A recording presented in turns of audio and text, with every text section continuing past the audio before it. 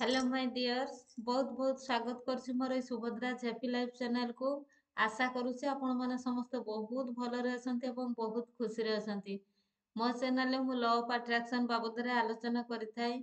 आपण माने केमिति ए लॉ ऑफ अट्रैक्शन बा आकर्षण रो नियम बा ब्रह्मांड रो नियम को अनुसरण करिकी आपण मानकर प्रत्येकटा आवश्यकता को फुलफिल करि परिबे बा निजर मैनिफेस्टेशन पावर को बढ़ेकी केमिति सब किछि मैनिफेस्ट करि परिबे ताहारी बाबदरे आलोचना करिथाय।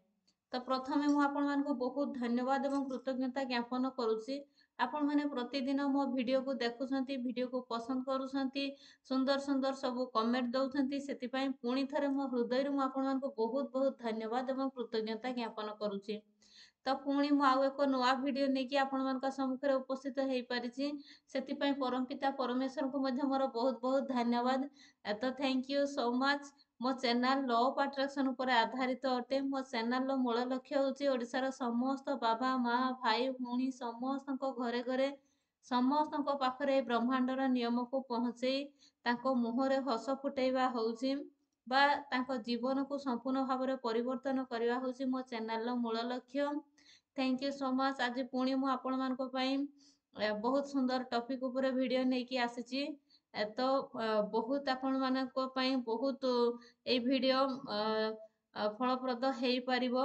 आपण माने जहा भी रिचुअल्स करूछंती जेमिति कि आपण माने 11 नवेम्बर रे 11/11 पोर्टल करले किंबा 369 करूछंती किंबा जहा भी आपण जोटा भी आपण विश फुलफिल करबा पई जो रिचुअल्स जो रिमेडी भी करूछंती ता पूର୍ବरु मु आपण मानकू कौन करिवे कौन करिले आपण मानकर बहुत शीघ्र मैनिफेस्ट हेई परिबो जोटा आपणकर विश अछि ताकू बहुत शीघ्र आपण फुलफिल करि परिबे ताहारी बाबद रे मु आपण मानको कहिबा पई आसीची।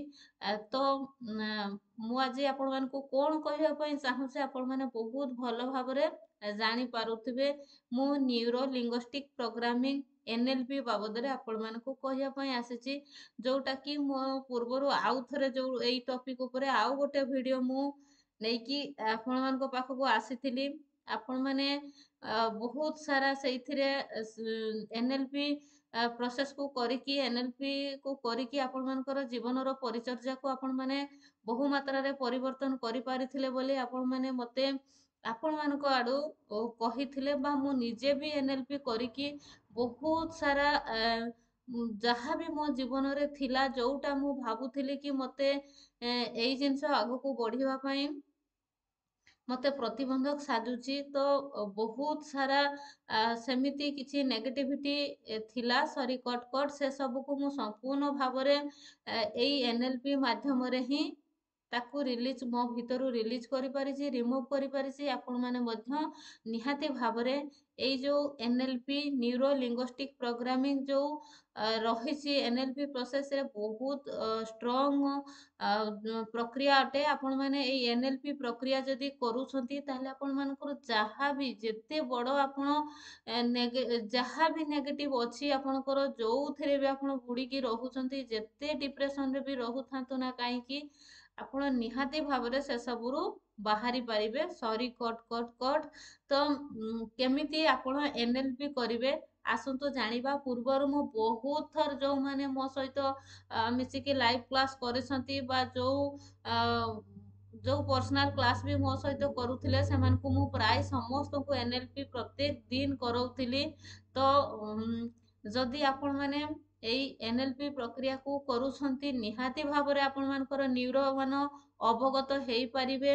आपनको पाखरु सेई जहा भी नेगेटिव एनर्जी अछि जहा भी नेगेटिविटी अछि से सब दूर हेई पारिबो। तो आसंतु जानिबा केमिति एई प्रक्रिया को करिवे केमिति आपणकर न्यूरो साइंस मध्य याको ग्रहण करूछि कि आमे जदि एई न्यूरो लिंग्विस्टिक प्रोग्रामिंग को आमे आम जीवन प्रक्रिया रे ताकू कार्य रे लगौछे तो निहाती भाबरे या सक्सेस हेई पारिबो।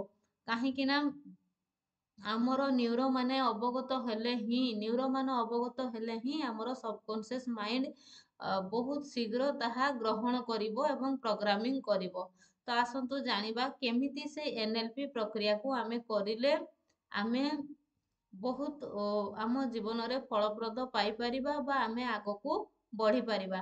ଯଦି ଆପଣମାନଙ୍କର ଯୋଉଟା ବି ଯେତେ ବଡ଼ ଆପଣଙ୍କର ରିଜନ ଅଛି ନା କାହିଁକି, ଯୋଉଟା ବି ଆପଣଙ୍କୁ ଆଗକୁ ବଢିବାରେ ପ୍ରତିବନ୍ଧକ ସାଜୁଛି, ଯୋଉଟା ପାଇଁ ଆପଣ ବ୍ୟତିବ୍ୟସ୍ତ ହେଇଗଲେଣି, ଆପଣ ଭାବୁଛନ୍ତି କି ମୋ ପାଇଁ ଆଉ ଆଗକୁ ବଢିବାର ରାସ୍ତା ନାହିଁ, ଯଦି ଆପଣମାନଙ୍କ ମନରେ ଏଇଭଳିଆ ମନୋବୃତ୍ତି ଜାଗୃତ ହେଇ ସାରିଲାଣି, ଯଦି ନିଜକୁ ଆପଣଙ୍କର ବିରକ୍ତି ଆସିଗଲାଣି, ତାହେଲେ ମୁଁ କହିବି ଯଦି NLP ର ଭିଡ଼ିଓ ଆପଣଙ୍କ ସମ୍ମୁଖକୁ ପହଞ୍ଚି ପାରିଛି, ତାହେଲେ ଆପଣଙ୍କ ଲାଇଫରେ 100% ପରିବର୍ତ୍ତନ ଆସିପାରିବ, ଯୋଉଟା ମୁଁ ମୋ ଜୀବନରେ ଆଣିପାରିଛି ବା ଯୋଉମାନେ ମୋ ସହିତ ମିଶିକି କ୍ଲାସ୍ କରୁଥିଲେ ସେମାନେ ମଧ୍ୟ ତାଙ୍କ ଲାଇଫରେ 100% ପରିବର୍ତ୍ତନ ଆଣିପାରିଛନ୍ତି ଏଇ NLP ବା ନ୍ୟୁରୋ ଲିଙ୍ଗୋଷ୍ଟିକ ପ୍ରୋଗ୍ରାମିଂ ପ୍ରକ୍ରିୟା ମାଧ୍ୟମରେ।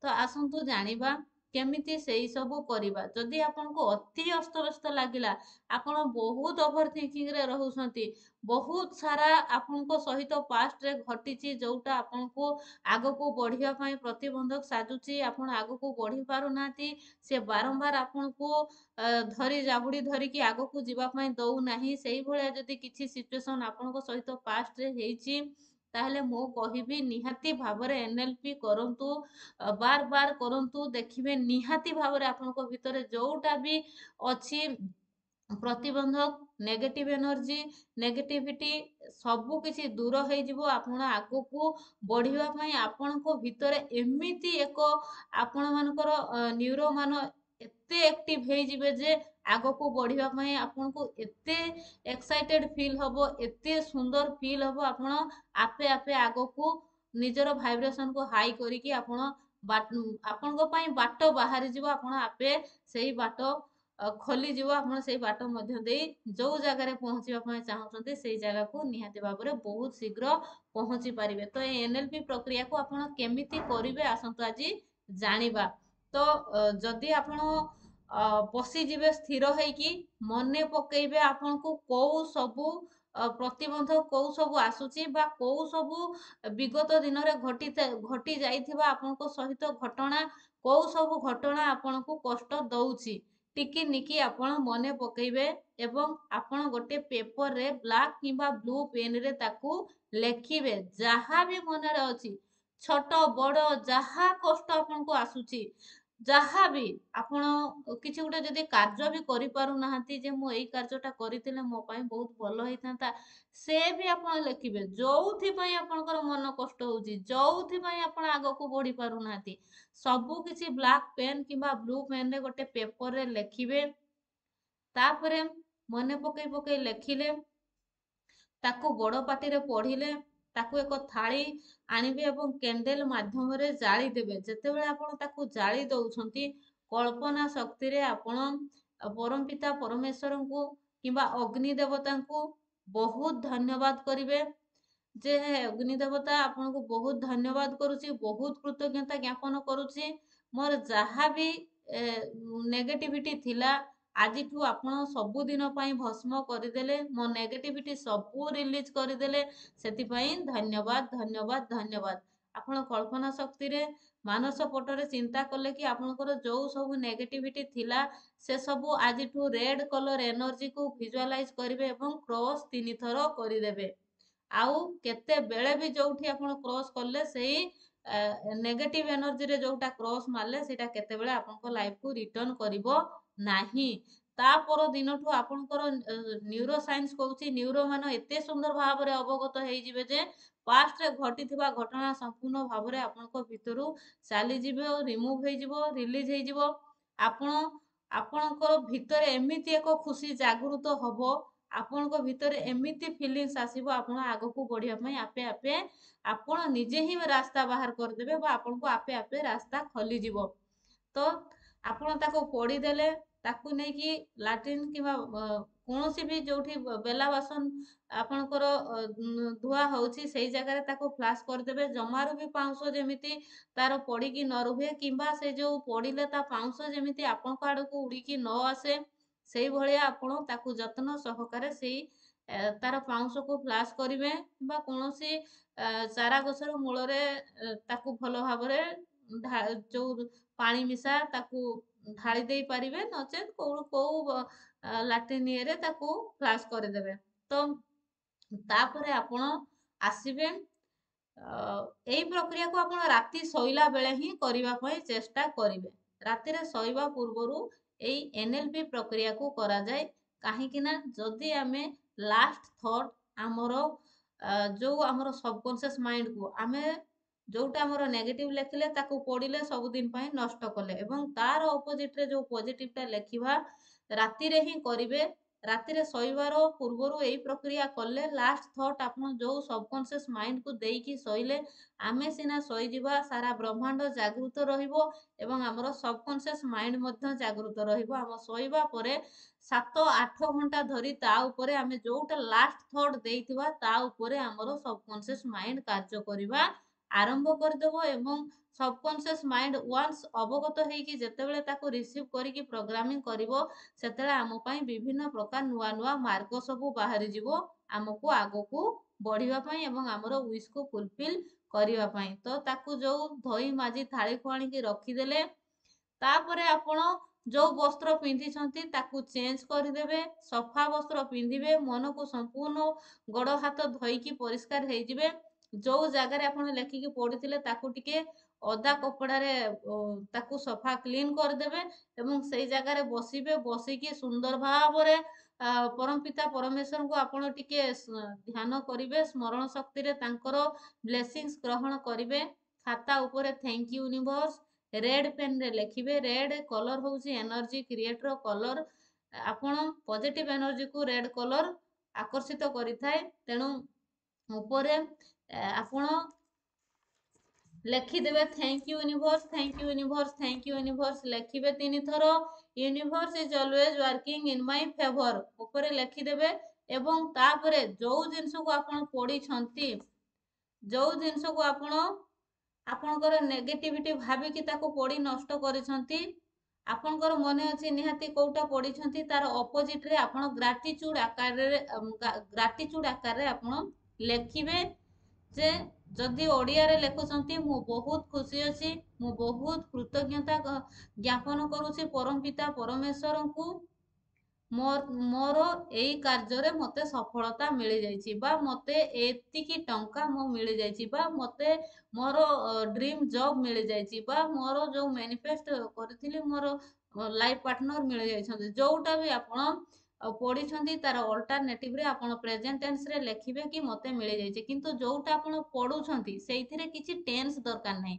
ଆପଣ ଖାଲି ଲେଖିବେ ବିଗତ ଦିନରେ ଅତୀତରେ ମୋ ସହିତ ଏଇ ଘଟଣା ଘଟିଥିଲା, ମୁଁ ସେଇ ଘଟଣା ମତେ ଏତେ କଷ୍ଟ ଦଉଛି, ତଥାପି ମୁଁ ସେଇ ଜିନିଷକୁ ସ୍ୱୀକାର କରୁଛି। ଆପଣ ଖାଲି ସେତିକି ଲେଖିବେ। କିଛି ବି ଆପଣଙ୍କର ଯେ ମତେ ଏଇ ଜିନିଷ ଏତେ କଷ୍ଟ ଦଉଛି ତଥାପି ମୁଁ ସ୍ୱୀକାର କରୁଛି, ସେଇଟା ଲେଖିବେ। ସେଥିରେ ଟେନ୍ସ ଦରକାର ନାହିଁ।